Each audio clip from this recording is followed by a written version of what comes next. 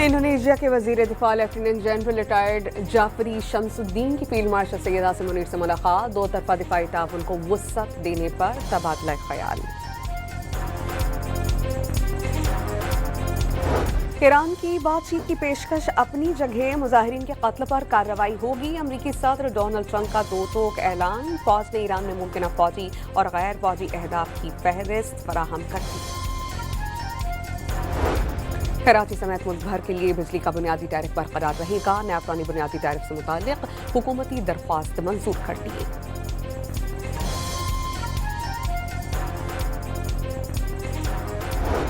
और सदारती ऑर्डिनेंस सदर के दस्तखत के बगैर जारी होने पर पीपल्स पार्टी नाराज। कौमी असम्बली के इजलास से वॉक आउट। PTI अरकान भी बाहर चले गए।